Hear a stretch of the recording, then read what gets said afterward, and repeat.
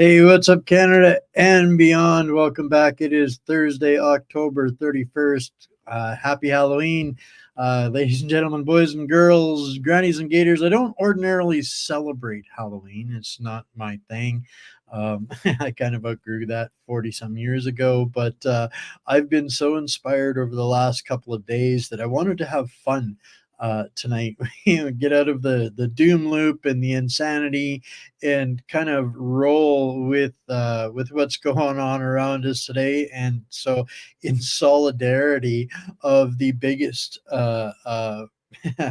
troll in the universe that I've ever seen, I'm wearing my American garbage costume tonight. So I rushed out, and I got myself a costume to celebrate Halloween with everybody out there while we're watching the U.S. Olympics of shenanigans, but actually the election down there. So we're gonna have some fun with that tonight, guys. Uh, for if you've already hit the thumbs up button and the share button, thank you so much. If you're new here, I hope you have enough fun and meet a great community and want to come back, and make sure you smash that subscribe button and give this a share. Absolutely, yes, yes, it is. What do we got here?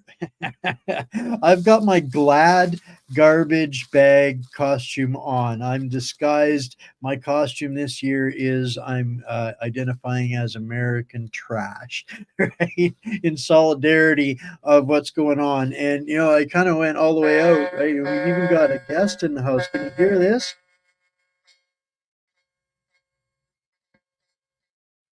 I'm sorry, I have a giant green dump truck. Uh, but unfortunately, using a green screen, the truck doesn't show up. So I wanted to have fun with everybody tonight because it's just that's just literally. Actually, I'm going to keep that close by because we're gonna play a little bit of trick or treat here tonight too. So yes, I'm wearing my Halloween costume and Glad garbage bag. I'll tell you what, anybody that's invested in garbage bags in the last couple of days is making bank right now, right? So when it's too insane to bear anymore, I think all you can do is laugh about it. So make sure you give this a share, guys, and we're gonna play a giant game of trick or treats tonight. Some of the the insanity that I'm going to share with you guys. I'm going to leave it up to you, and I'll ask you. Do you think this is a trick or do you think this is a treat? And we'll see how many tricks and how many treats we get at the end of the night. So, starting out with Substack, guys, this is the free place to get plugged in to make sure that you don't miss a thing. You'll get an email every morning when the latest article gets published, and the article that you'll see is you'll have access to all of the receipts, all of the links, all of the memes or charts or graphs, whatever we use in a show gets published the next day on Substack. It's free to subscribe. I know, right? I hope you guys are having fun with this too. So this what else can you do, right? So I hope you guys enjoy it. If any of you guys are dressed up out there for any particular reason, So long as it's PG-13, throw into the comments what you're dressed up as and what you're going to do tonight. But yeah, Substack, back to Substack. Everything is free. Everything we do here is always free, but the only thing that I can guarantee you that sets Substack apart is the consistency of getting the information. By that I mean not a single platform is living up to its promise when it comes to notifications and distribution. We are absolutely on an uphill push when it comes to that. So Substack is kind of where we are regrouping as communities to stay plugged into the news and not the nonsense. Good news for everybody. If you try to get to my website the last couple of days, you will have been seeing a what do they call that? An end time, a total catastrophe warning, danger, danger, danger. It's not a danger. What it is, guys, is there's an interruption on my server side of things. So we haven't been hacked. So that's good news. Just working it out with the tech guys in Geneva. Imagine that, right? Of all places. So Substack is the most regular place to go if you're not watching or sharing with us here on X, Instagram, Wimkin, Rumble, and Odyssey, as well as LGM.news. We're going to have a big update for everybody on LGM.news in the next couple of days. By that, I mean you're going to be able to engage in a unique form of chat for a live stream. So I'll leave it at that. And we'll get into the tricks and treats of tonight. So yeah, like I said, in solidarity for what has been the most uplifting joke, prank, troll, embarrassment, whichever way you're looking at the whole Biden statement of American garbage supports Trump and how they've embraced that. Trump showing up with a garbage truck and a yellow vest, all of that. So this has been great, taking some of the end times out of this election, and we're not going to belittle the importance of the election. But as I was saying earlier, anyone who bought shares in Glad garbage bags yesterday was a genius and is now a lot richer. So trick or treat, guys. Okay. So now we're going to start with a deep breath and why, as much fun as we're having with this conversation about the Republicans and the media mercenaries calling the American common sense folk, because it's really, it's like, I'd say it's an IQ or a corruption test. And it's going to impact the entire world as we know it. So that's where we're getting a little more serious. And this is not the most civil conversation I've seen LeDrew have, but I think this was critical because this is something we have to be on guard for, the craziness that could potentially come. We pretty much all realize that it's quote unquote too big to rig at this point. That doesn't mean they're not going to try. That doesn't mean the lunatics aren't going to try something bizarre, stupid, and crazy, insane. They are fully committed to their insanity. But given that we get through a Trump victory, what could that mean for Canada? You're not going to hear this in the CBC, so please donate to keep this station on the air. Correct. Days before the American election, my prediction is that Trump is going to win. The Democrats are too smart by half. Mark Keeley joins me right now. He's a big political student, both in Canada, the United States, and in Mexico. And you're predicting that not only is Trudeau going to be around for quite some time, he is going to use the election of Trump as president to try to get reelected himself, even though most Canadians think he's done a bad job. So look, and I think Canadians are really kind of a little behind the eight ball in terms of their thinking around this. And, mainstream media has not been kind to Trudeau over the last 2 years. And rightly so. The performative politics of Trudeau is hurt. So that tells you which side of the political spectrum he comes from. He thinks that the mainstream media has been brutal to poor Miss Muffet. I mean, Lord Farquaad. I mean, Justin Trudeau, right? So he's obviously a staunch liberal playing victim on behalf of the prime minister already. But what he says is what they believe. Hurting his brand, not the party, because I think people are going to, when you look at this in the context of what your outset comment was, the United States, yes, I think Donald Trump will win the United States presidency. And I think the reason he will is because people are tired of the Democrats in terms of how they've managed things. That you talked about food prices before, you've talked about inflation, you've talked about jobs, you've talked about immigration. All of those issues, all of those issues have really stung Americans. So Trump is going to win, and he's cottoned on to something. And you're right. If we use the balance of power theory between Ontario and Canada as a weather vane on this, they would do the same thing between the United States and Canada in terms of who's government. And it's always good that if you've got one government that's red in the United States, you'll have a government up here that's liberal. And so I think in the particular case of Donald Trump, conservative government in the United States, they'll probably look at in Canada thinking, we can't have that here in Canada, if you catch my drift. And we'd say, you know what? If you catch my drift, what the hell does that even mean? I know what that means to me. That means the handlers like to provide the illusion of difference. And he's saying that the money men, the sponsors of the politicians, are not going to want a conservative government in Canada at the same time as they are stuck with one in the US, is what they're thinking. So what you'll see here, and this could be something that Trudeau is absolutely banking and waiting on, right? He knows that if Trump wins, it's going to rain money from the globalist swamp zombies on Justin Trudeau. That's what's going to happen. You won't get that on CBC. What? We're better the devil we know in Justin Trudeau than in Pierre Poilievre, who these guys have labeled as Trump light. So I know, but I mean, they've labeled him that. Are Canadians going to be silly enough to accept that because he's not Trump light? And there's big differences. And so many people in Canada are saying now, we are going to fail as a nation economically, socially, if we can't have this. And Trudeau's not a liberal, this progressive socialist guy there. Well, I think the progressive agenda is sort of winding down, and governments are great. Yes, they're good at but they're good at metamorphosis. And I think you're going to see. Let's get this election in 2025 out of the way in Canada. They'll have a year when Trump is in power to look at how we refocus, and they'll refocus, Stephen.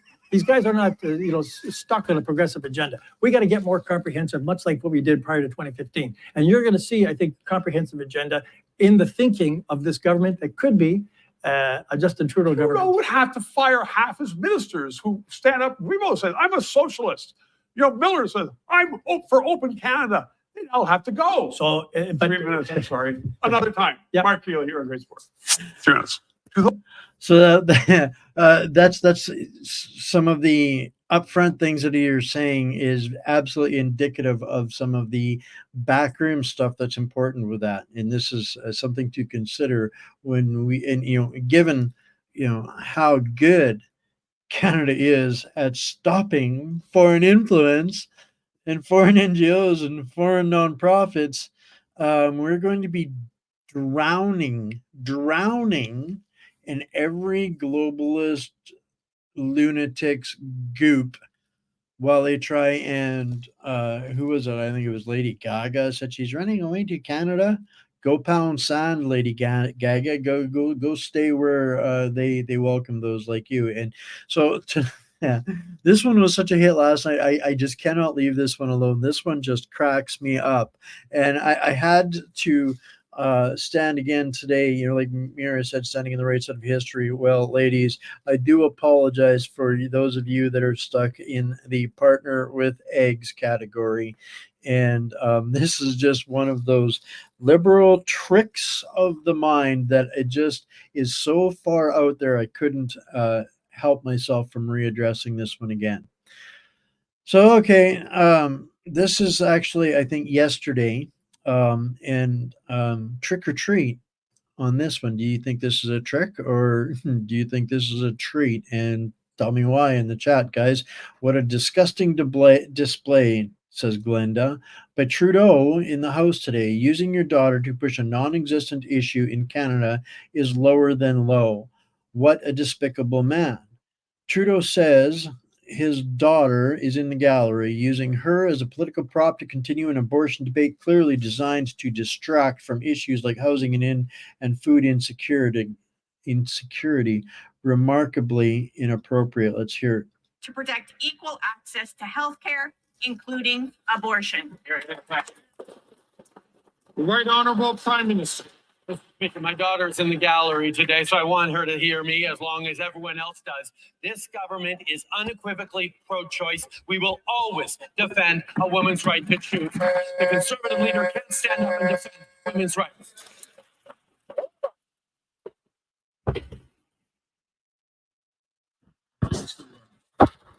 Remind the Right Honorable Prime Minister and all members, please, to not make mention to people in the gallery. So it's against the rules of this place. Alors, s'il vous plaît. Order, please. Right.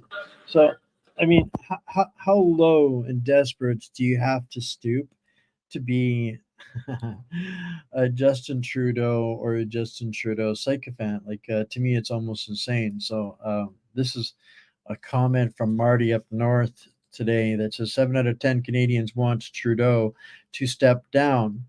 Of the other three, one works for the government, one is on welfare, and the last one is brain dead. I would argue those numbers just a little bit and say that probably all three probably work for the government. But listen to this little reminder. You're not heading for a better year. 7 out of 10 Canadians want you to step down. There was a recent poll saying that Chrystia Freeland and Mark Carney were both more popular choices than you to lead the Liberal Party. People are being very clear that they don't like you. Did you see that look on Lord Farquaad's face? Oh my goodness.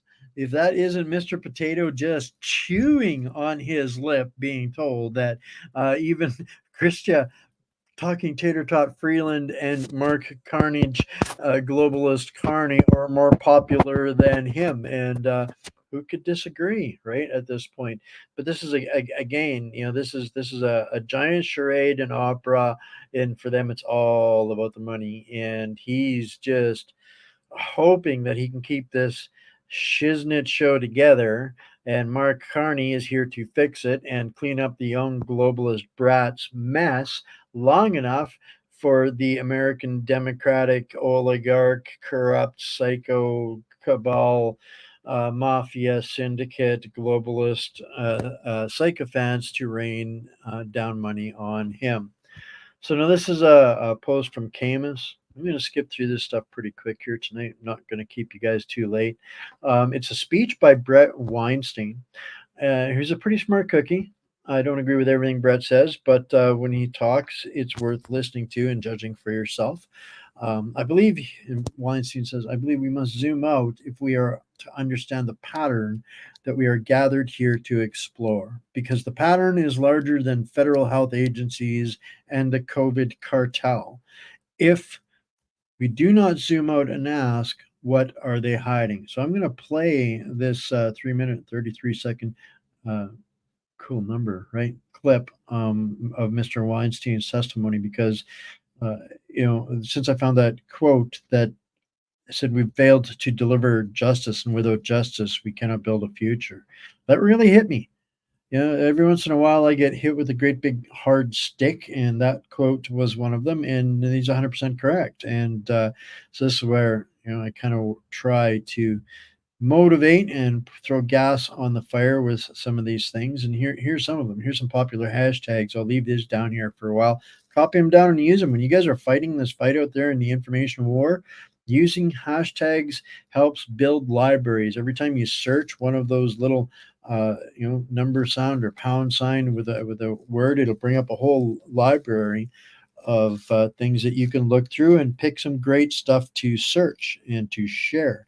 Right. So I will play this clip from Mr. Weinstein, and we'll chew on it after. Thank you, Senator Johnson. Ladies and gentlemen, I believe we must zoom out if we are to understand the pattern that we are gathered here to explore, because the pattern is larger than federal health agencies and the COVID cartel. If we do zoom out and ask, what are they hiding? The answer becomes as obvious as it is disturbing. They are hiding everything. It will be jarring for many to hear a scientist speak with such certainty. It should be jarring. We are trained to present ideas with caution as hypotheses in need of a test. But in this case, I have tested the idea, and I am as certain of it as I am of anything. We are being systematically blinded. It is the only explanation I have encountered that will not only describe the present, but also, in my experience, predicts the future with all but perfect accuracy. The pattern is a simple one. You can see it clearly and test it yourself. Every single institution dedicated to public truth-seeking is under simultaneous attack. They are all in a state of collapse. Every body of experts fails utterly.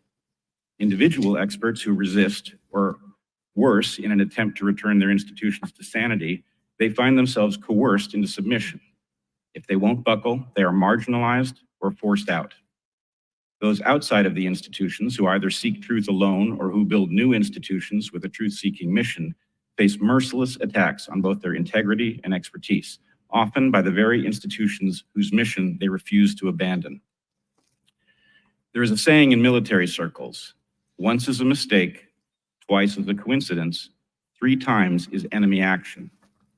I have no doubt that given an hour, the people on this panel could point to 100 examples of the pattern I have just described, while finding even a handful of exceptions would pose a significant challenge. We are left in a fool's paradise. Our research universities spend huge sums of public money to reach preordained conclusions. Professors teach only lessons that are consistent with wisdom students have picked up on TikTok, even when those lessons contradict the foundational principles of their disciplines. Once proud newspapers like the New York Times and Washington Post only report important stories after they have become common knowledge. Morticians must now raise the alarm over patterns missed by medical examiners. The CDC has become an excellent guide to protecting your health, but only for people who realize you should do the opposite of whatever it advises. The courts, the last holdout in this ongoing inversion of reality, are now regularly used as a coercive weapon of elites against those who threaten them. We have literally witnessed the Department of Homeland Security attempt to set up a truth ministry and declare accurate critique of government as a kind of terrorism. To my fellow patriots in the West, the pattern is unmistakable. I cannot tell you with any certainty who they are or what they hope to accomplish, but I can tell you that we are being systematically denied the tools of enlightenment and the rights guaranteed in our Constitution. We, those who remain dedicated to the values of the West, must fight this battle courageously, and we must win. For if we do not stem the tide, the result will be a dark age that differs from prior dark ages only in the power and sophistication of the coercive instruments wielded by those who will rule us. Can anybody argue with anything that he said there? That Thank you, Senator. Some of one of the soundest displays in a legitimate forum to describe the situation that we're in. You know, it's so hard, and this is what we do here every day. You know, every day there's a new one of the theys and thems that's responsible for perpetrating these crimes, these abuse, this genocide, all of the horrible things that we talk about and we see and we identify and we notice. But you know, to put it's such a deep, dark web that it's impossible to know exactly, right? And so you know, we have to sometimes take a look back and start in different places, right? And I'm not going to let up on this because this is exactly one of them. So you know, we talked about all of this Democrat, liberal, progressive, globalist wealth that's going to be raining down on Trudeau and why he's hanging on, you know, for Bill C-293. And for folks that followed the WHO, you know, Pedo Tedros's scamdemic, plandemic treaty that he was been trying to get implement, every time we think that we've stopped it or interrupted it, what they've done is they've removed some chunks of it and given those chunks that they've removed back down to the lower level of governments, the individual governments, and said, okay, we can't get this into the big top deal. You put it in your country. And this is where Bill C-293 originates from. And I believe it's one of the primary reasons he is clinging on so bad. And we need to, as a nation, have them stand down and remove this bill.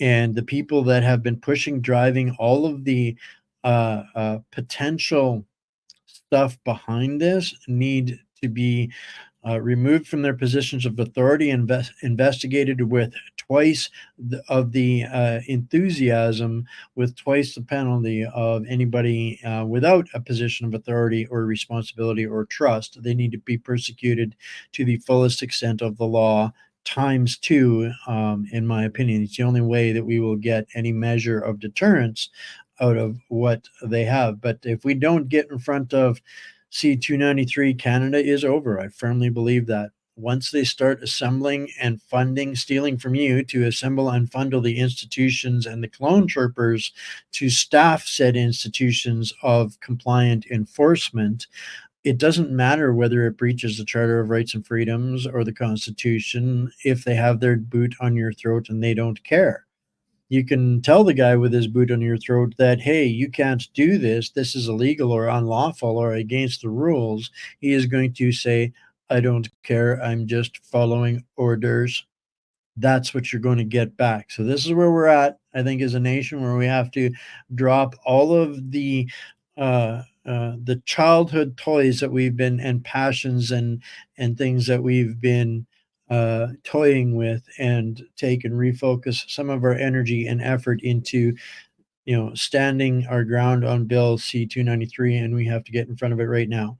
Now, I do believe that it just failed the second reading, and is going to have some amendments before it gets read again. I'm not sure exactly when that's going to be. But in the meantime, between times, so Bill C-293, trick or treat? I think I forgot to ask that.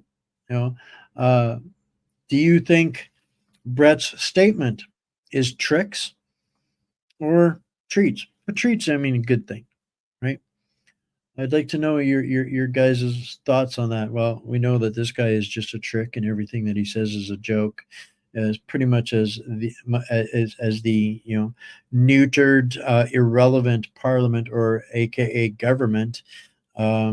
They're not coming to do anything about tomorrow. They're not even talking about it there, because it's already passed on. They've already moved it on, right? It's already above them. It's out of their hands now in Parliament. In the meantime, they are tricking us all in future elections, current elections, as we're seeing right now. So much for an election integrity anywhere. Hey, Nova Scotia, I hope you guys made out okay over there in your upcoming election, because this, see if I can. You're probably not going to be able to read that. This is a kind of a terrible screen grab, so I will read it for you. Know your voting options. So this is Nova Scotia. You can't really see it, but it's from Elections Nova Scotia. It says down here. I'll make this a better graphic for tomorrow. But know your voting options. Vote early. Vote anywhere. Cast your ballot before Election Day at whichever voting location is convenient for you, Monday to Saturday from 9 a.m. to 6 p.m., unless it's grueling and they need to shut it down, right? Or there's a water break, right? Or there's a technical glitch or a power outage, right? Vote remotely at home or by mail using a write-in ballot. Vote on Election Day in person at your assigned voting location or returning office. Traditional paper ballots will be used for Election Day voting. The new e-ballot, because what could go wrong, system will be used for in-person early voting after the close of candidate nominations. Select a candidate of your choice on a secure tablet. The e-ballot system will print a paper copy of your vote for you to place in the ballot box and to be used if there is a recount. Be ready. Make sure you are on the voters list. Watch for your voter information card, VIC, in the mail, and bring your VIC and ID to vote if you have it. But it is not necessary.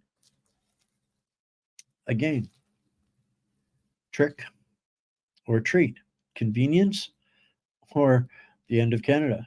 So I got I've seen some of you guys in the chat here talking about this clip. I had it pulled up. I wanted to cover it because I wanted.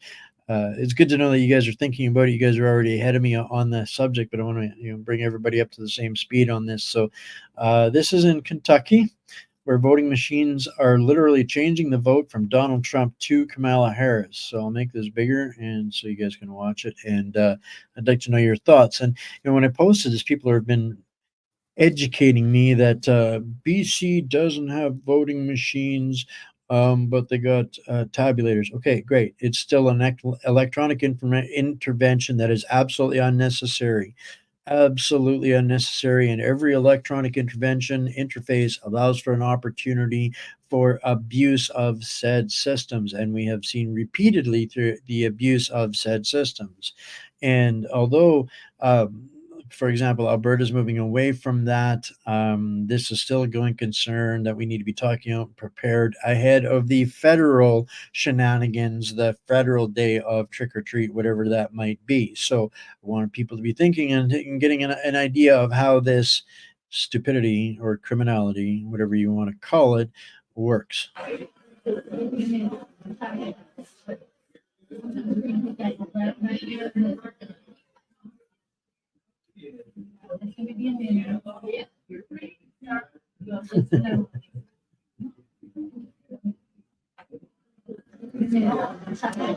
Oops.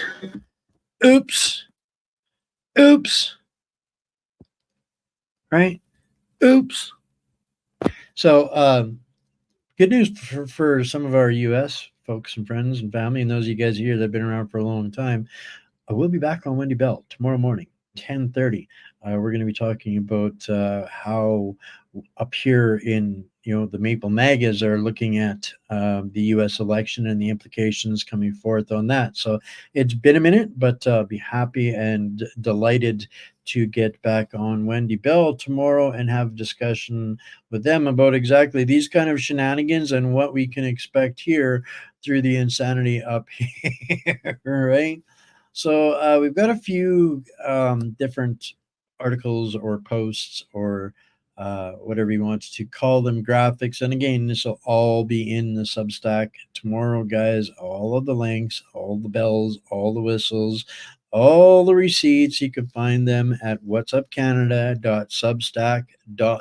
All right. So this one here, I'll start with the original post from Nick Sorto with a 1-minute video here. And it's the Michigan Secretary of State, Jocelyn Benson, says there is a nationwide issue with Dominion voter access terminals, preventing voters from making certain selections. According to her office, this programming issue, of course, programming issue cannot be fixed, and voters are being forced to deal with it. Why was this issue not caught during the testing period, and why can't we just use paper ballots?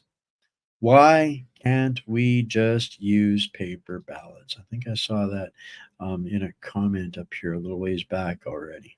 Exactly, Gene Baker. Why not just paper ballots, right? Issues with the programming of the bats with specific Yes. Dominion. Mhm. Why was that only caught in the past few days? And why can't it be fixed? I saw the release. Yeah, this is the nationwide issue with Dominion voter access terminals in the counties that use them. And the voter access terminals, of course, not all the machines, just the ones that are accessible, have an issue with the straight party voting and a programming issue that's again affected the machines nationwide. And I think all of us that use Dominion machines were unhappy to learn about this during the testing period and as early voting began. So we're working with Dominion to seek accountability on that front, and also are working with our clerks to ensure voters are aware of this programming issue that will require them to ensure they are voting every section on the ballot. Bigger issue in Michigan because we do allow voters to cross over in ways that a lot of other states don't. Because We have straight party. It's not struck me as I've talked to my other colleagues in other states. They're just as upset about it as we are. So yeah, or surprised. Yeah. The part about this one that bugs me is how they're all surprised when, what was it, 2 months ago or so, where there was literally a tech convention where they tested how secure Dominion voting systems were and all electronic voting systems were. And the final diagnosis was not whether they were secure or not, or whether they could be tampered with, or that there could be issues with them. They said that election fraud was a built-in feature. It's a feature, guys. It's a built-in back door. So when they say it's a programming issue, you can bet your bottom dollar that there's shady shit afoot when it comes to Dominion voting machines and programming issues and legitimacy of ballots or of voting, right? I don't see how anybody can actually trust any of this new system, and I think there needs to be an overwhelming push back on that. And at the end of the day, nothing changes unless the people change it. And it's time, to take responsibility for enforcing accountability in our nations again, right? Doug Ford. Next one here is back to Canada and Doug Ford. What the heck is that donkey Doug Ford gone and done? Did y'all hear about this?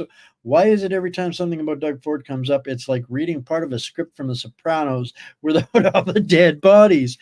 Trick or treat, guys. Trick or treat. Let's hear what, and here, I already know. I mean, I've seen this already. And if you have too, you guys are going to chuck at how easy it is to call Doug Ford a donkey on this one, right?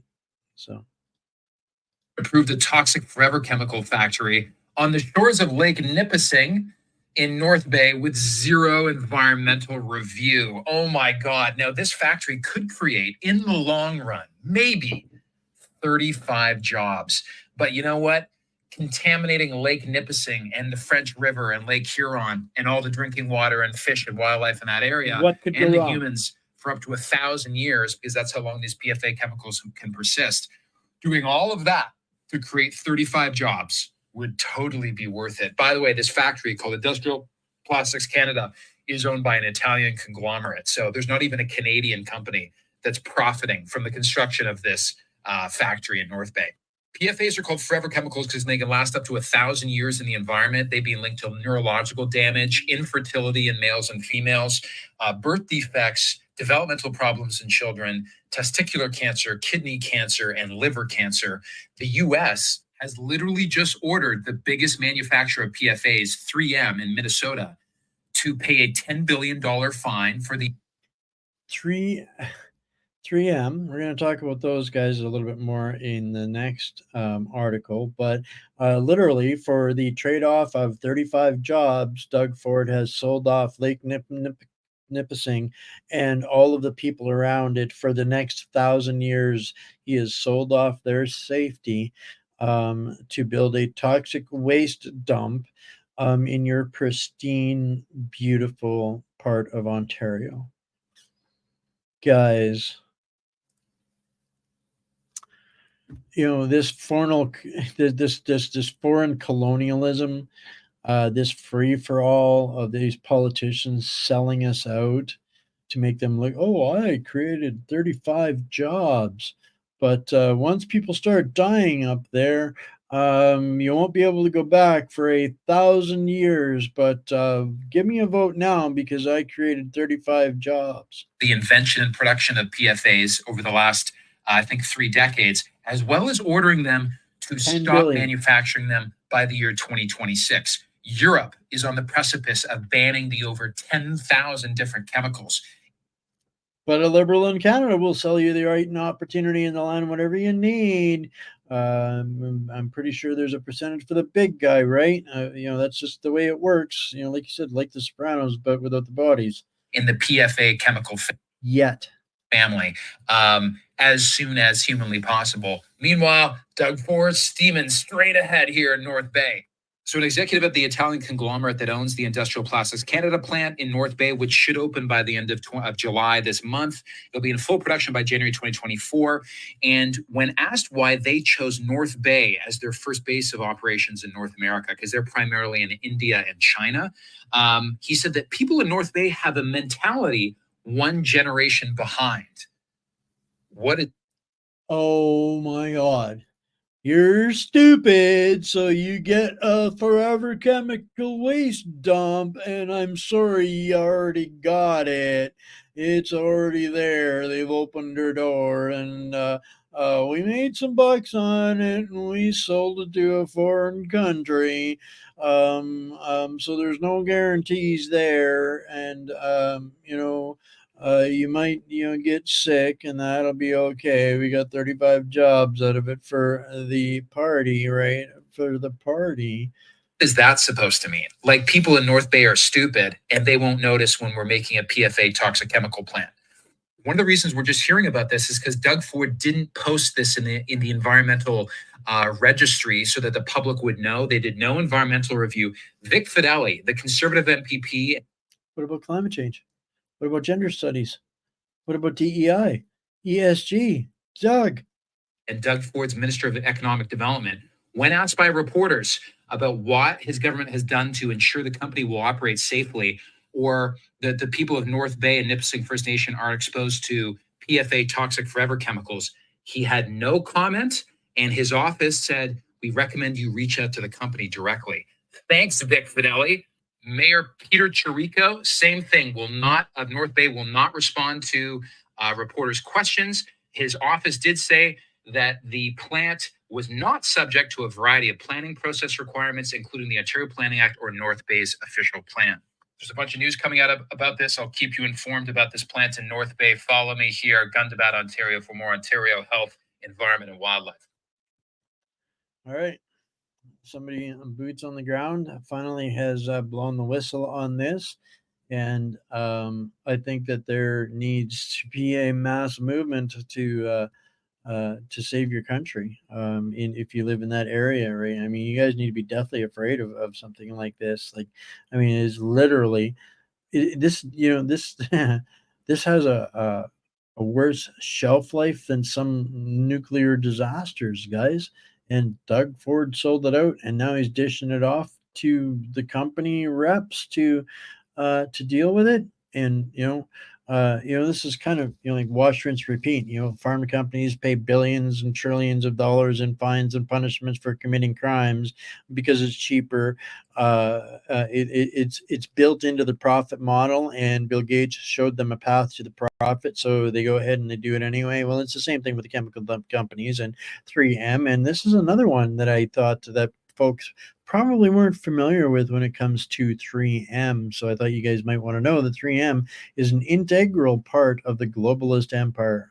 They don't get enough time in the on the billboards, but yes, 3M is one of the worst of the swamp zombie demons in out there. So they're a part of the integral part of the globalist empire, the chemical manufacturing side of things, right? And the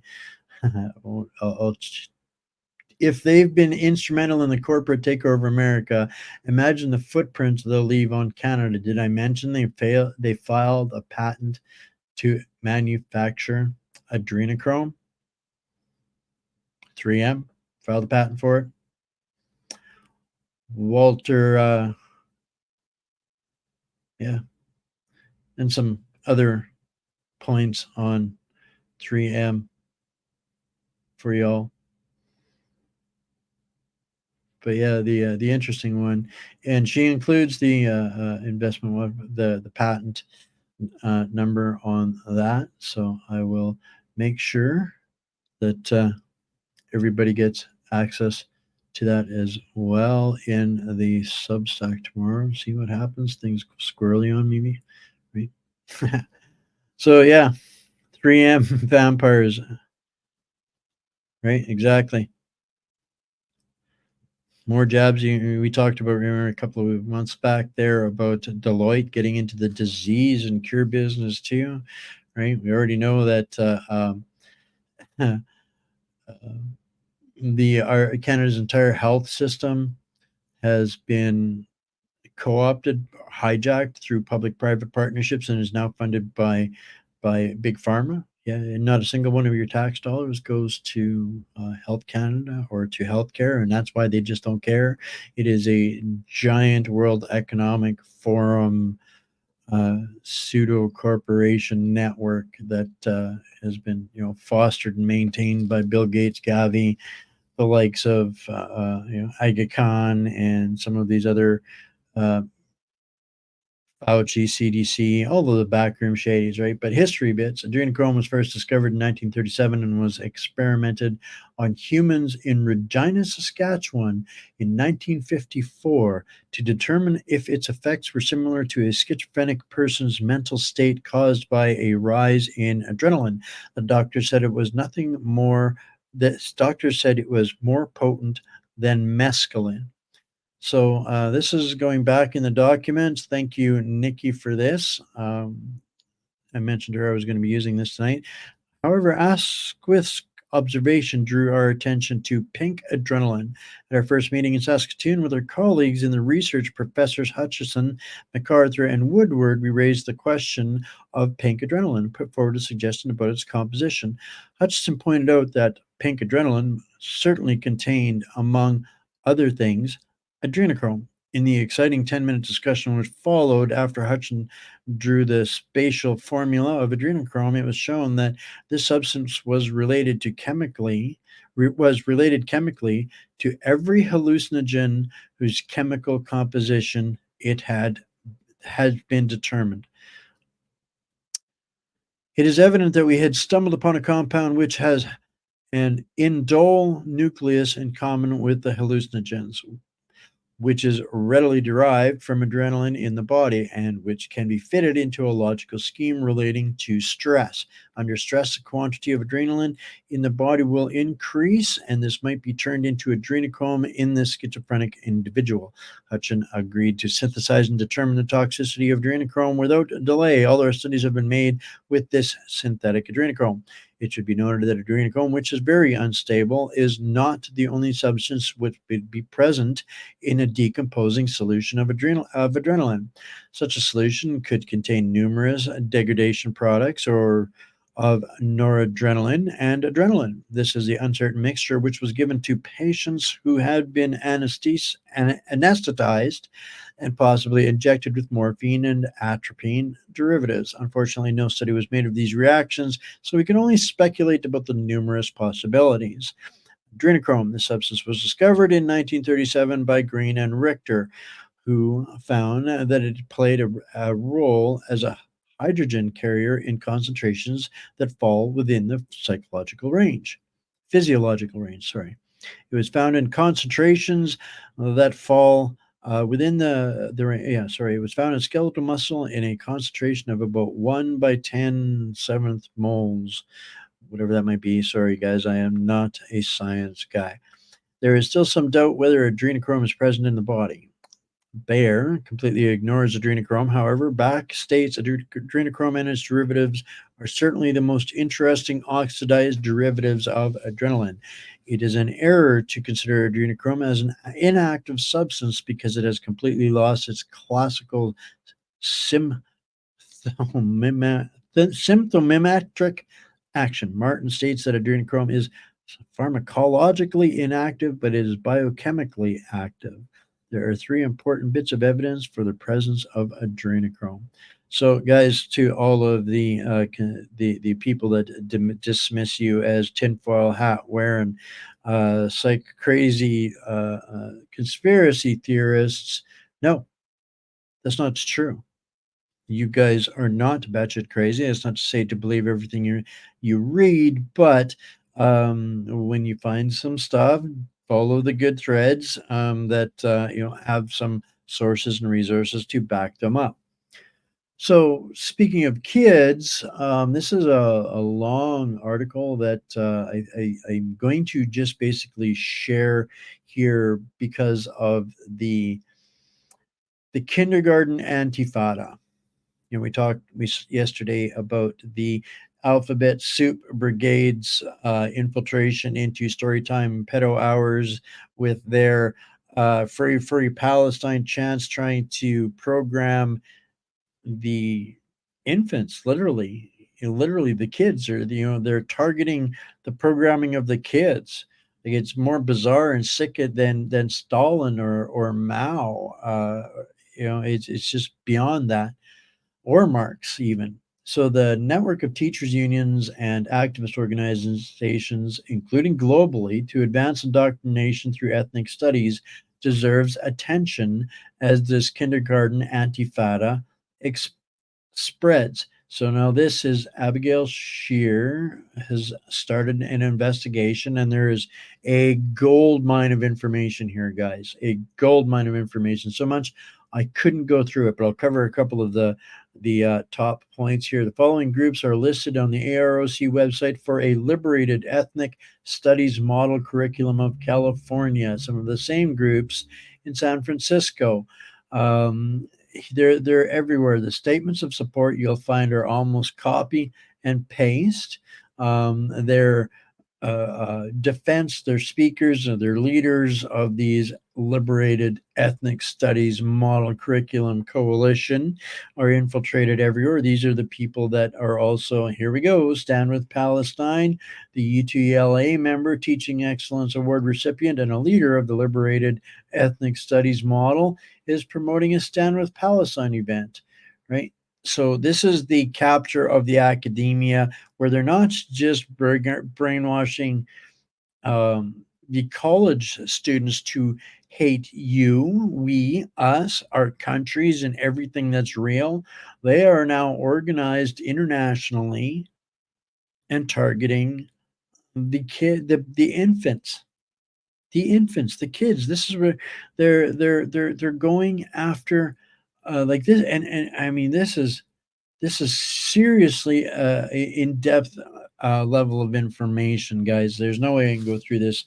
I mean, it would take a full show, and we might be able to scratch the surface on this, but I know that there are so many groups that are fighting this SOGI 123, this predatory, forced gender insanity. And I heard it stated the other way, and I'm going to tattoo this in my brain for any time somebody wants to assault me about misgendering them. No, they misgendered themselves, and it's not my responsibility to live up to their insanity or their mistake, right? I will not play, how dare they correct me when they can't get it correct? Pretty cut and dried, right? That's not hateful. That's not anti anything. That's just anti wrong. And we've got to stop accepting the bullying that comes with that, and the virtue signaling lunatics, the blue-haired Karens that think, oh yay, Mike, all 15 of my boys are trans because they were just born that way. Eat sand. I'll leave it at that. So, shocking and reckless. Top gender clinic assesses kids for gender transition treatments in just 2 hours. That's all it takes, guys. 2 hours. And you can begin the child mutilation process, and whoever your groomer is can get up on their pedestal and scream, yay, I butchered another child. I permanently destroyed their reproductive rights. Yay, give me some brownie points. Thank a liberal. I'm liberal. We don't have to worry about abortion for them. I have sterilized my child and got them butchered up and carved up. Yeah, in 2 hours or less. Right? So we're going to get a real short dose of Neil here as we kind of get to the tail end of tonight.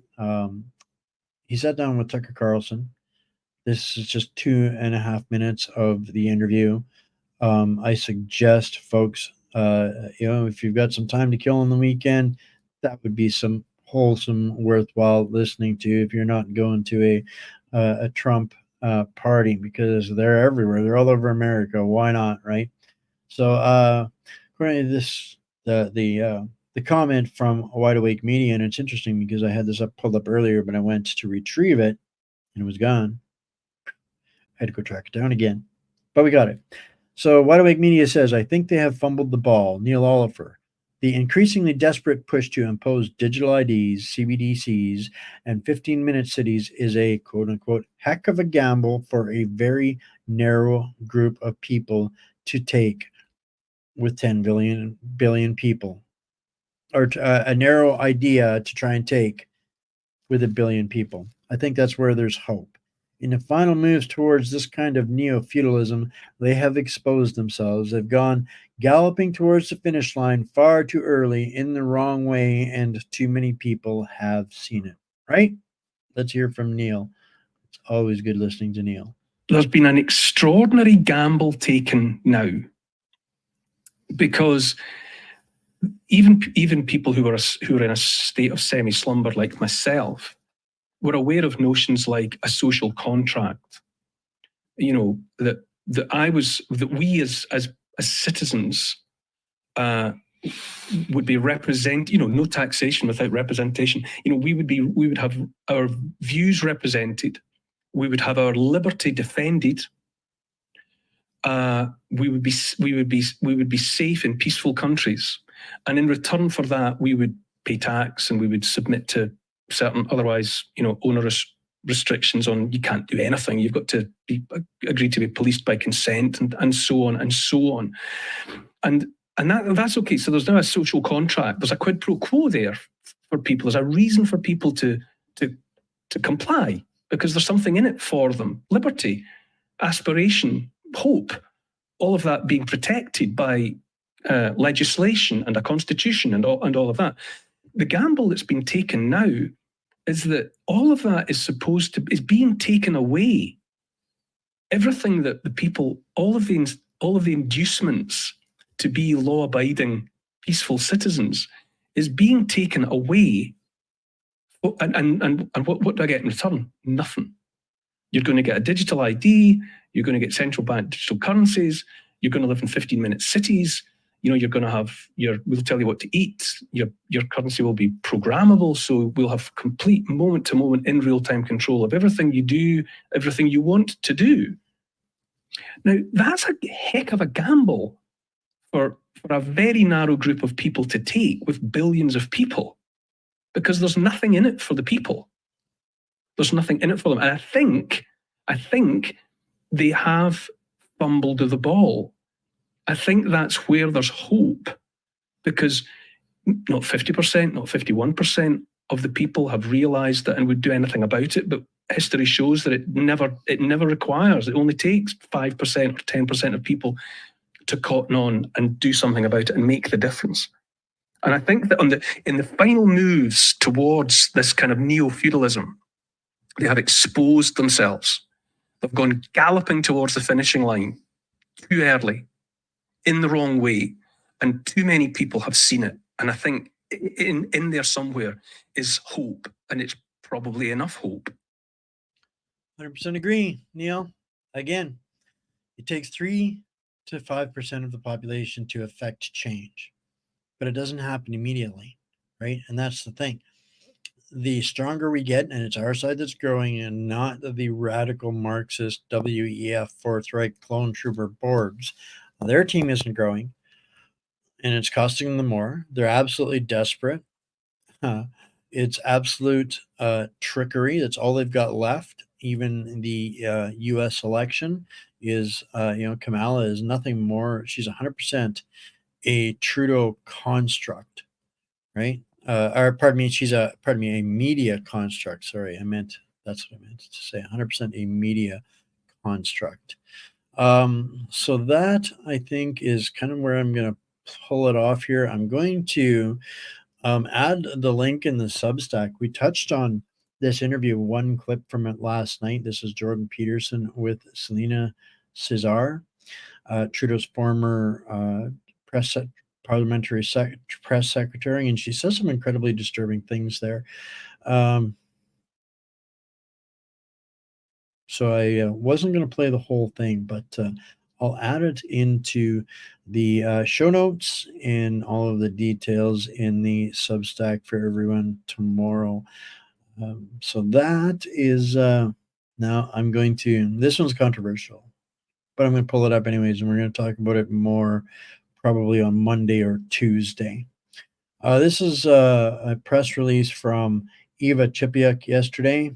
If you don't know Eva, she is the lawyer that questioned Justin Trudeau during the inquiry to the Emergency Act.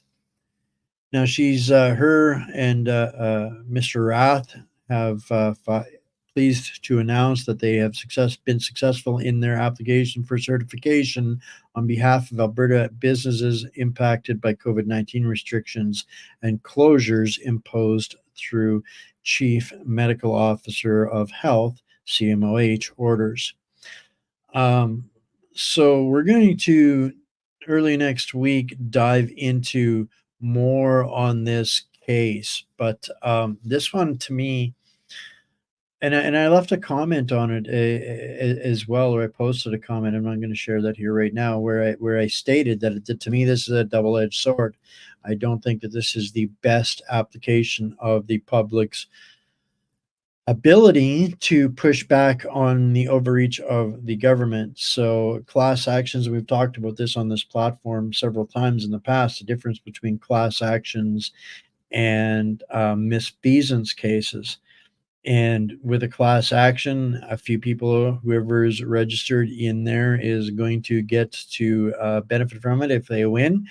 They're going to get set a precedent. And Eva responded with saying that I needed to read it deeper, that it was punitive, that there wasn't going to be a cost to the public. But to me, this is the difference between a misfeasance and a class action.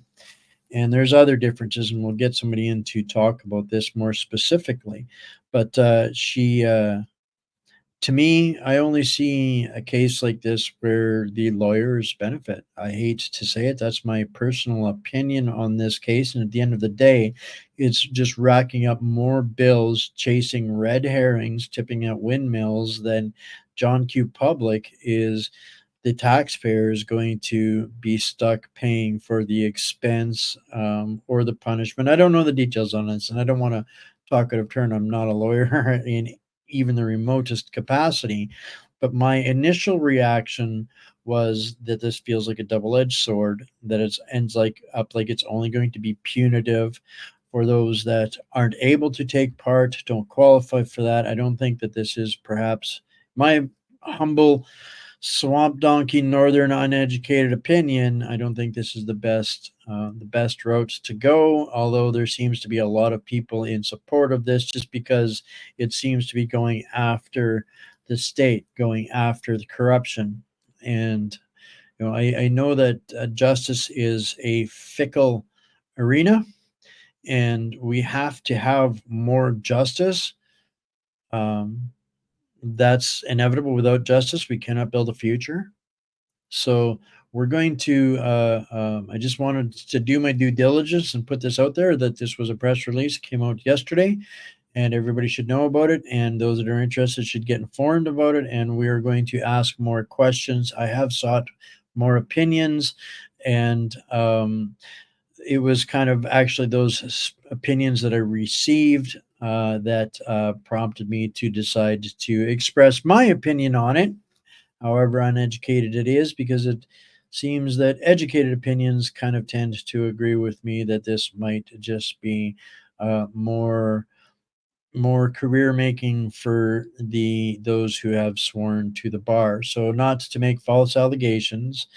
I'm not saying anybody's got bad intent or any of those things. I'm just saying I'm curious to know what you guys think, and we will ask more questions and dig into this more, because I agree we have to pursue justice. But before I endorse a path to justice, I want to be able to understand what I'm endorsing, and this one doesn't feel right at the moment. So I hope I haven't got myself into any liable situation here like that. It's always kind of a puckering effect to disagree with a lawyer.